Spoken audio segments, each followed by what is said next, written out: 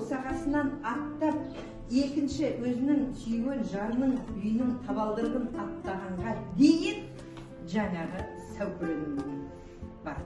Сәукеленің аты сау келе жатыр ма дейді. Анау біздің келін Күршауылдан аман есен сау келе жатыр ма дегендегі Сәукеле. Осы Сәукелені ғұмыры қанша дедім? 1-2 күн ғана. Бітті. Ол анау табалдырықтан атасының оң аяғымен бисмилля деп аттады. Шашу шашылды, бетін ашты, бет ашарды айтты, келін болып түсті деген сөз.